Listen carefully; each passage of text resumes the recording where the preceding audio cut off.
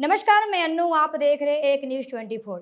देखिए, बिहार को मिलने जा रहा है बड़ा सौगात। आपको बता दें कि राष्ट्रीय खेल दिवस पर नीतीश कुमार राजगीर में खेल एकेडमी को आज उद्घाटन करने जा रहे हैं। तो अभी हमारे साथ जेडीयू के प्रवक्ता हैं, इनसे बात करेंगे। जो ये खेल एकेडमी बना हुआ है, कितने एकड़ जमीन में बना हुआ है? कहा जा रहा है कि 750 करोड़ के में बना हुआ एकेडमी। सर, क्या कहिएगा इस पर? कितने एकड़ में बना, उसमें क्या क्या है? सबसे पहली बात यह है,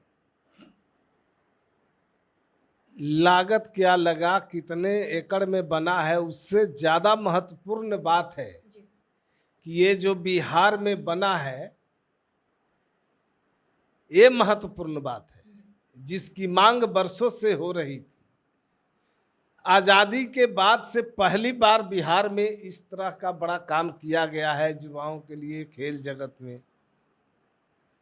तो ये बिहार के लिए गर्व की बात है, बिहार के लिए एक बहुत बड़ी सौगात है और ये नीतीश कुमार जैसा व्यक्ति ही करा सकते थे और उन्होंने करा के दिखा दिया।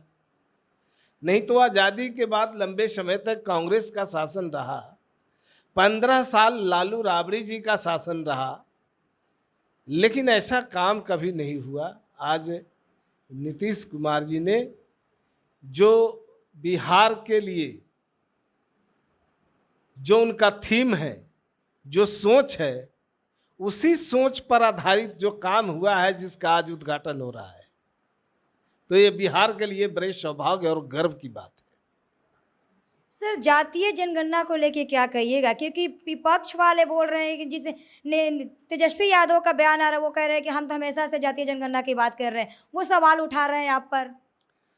तो जब हमेशा से बात कर रहे हैं तो उलझा के ना बोलें, साफ साफ जवाब दें।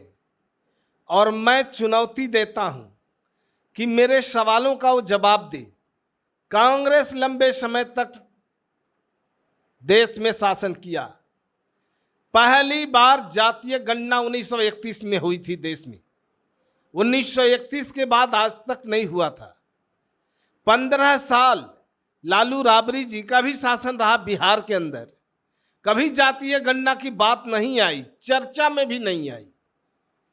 ये नीतीश कुमार जी है जिन्होंने पूरा प्रयास करके, संघर्ष करके, सबसे लड़के इस काम को अंजाम दिया है। बिहार के अंदर जातीय गणना कराया, जातीय गणना के आंकड़े प्रस्तुत किए और आबादी के हिसाब से हिस्सेदारी देने के लिए आरक्षण का दायरा भी बढ़ाने का काम किया, जिसका फायदा आज उसका मिल रहा है बिहार की जनता को।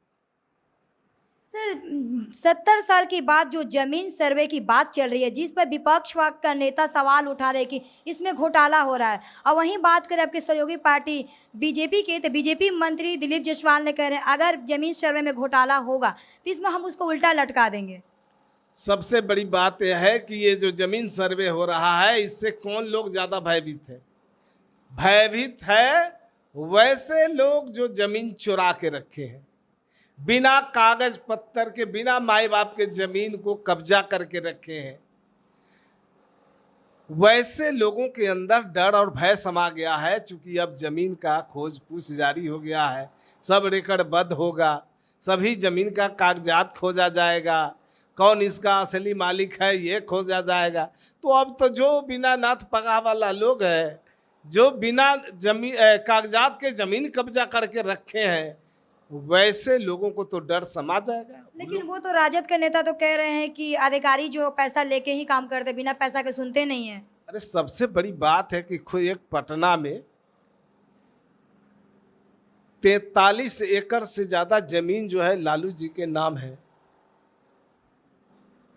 अब तो इस जमीन में से लगभग 30 एकड़ जमीन तो ऐसे ही इनका चल जाएगा, तो छटपटाहट तो होगी ही। अब इनको बेचैनी पकड़ लिया, चूंकि एक लालू जी का पटना से लेके और कहीं कहीं होगा।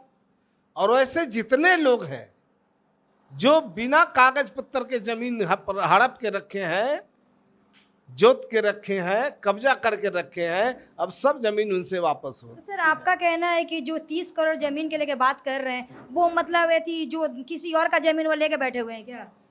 निश्चित रूप से किसी जमीन का कागजात आपके पास नहीं, वो कैसा जमीन है, किससे आप खरीदे हैं, ये तो अब बताना पड़ेगा। अब तो जो सर्वे हो रहा है इस बात का खुलासा होगा कि ये अमुक जमीन किसकी जमीन है, किसने किससे बेचा, कब्जा किसका है, उसका दाखिल खारिज किसके नाम से है और रसीद किसके नाम से कट रहा है।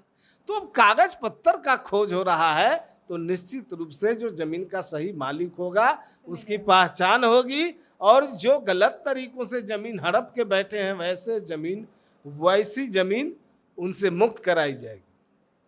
तो चलिए, जैसे कि आपने सुने, अभी हमारे साथ जेडीयू के प्रवक्ता थे जिन्होंने राजद के नेता जो सवाल उठाए थे जमीन सर्वे पर लेके कि घोटाला हो रहा है, वहीं इन्होंने भी उनका पलटवार जवाब देते हुए कहा कि उनको सबसे बड़ा डर है कि जो उनके पास जो जमीन है 30 करोड़ जमीन, तो इसी तरह किसी और का जमीन है, अगर सही उसका जिसका मालिक उसका होगा उसके पास वो जमीन जाएगा, सही पेपर लेकर आएंगे।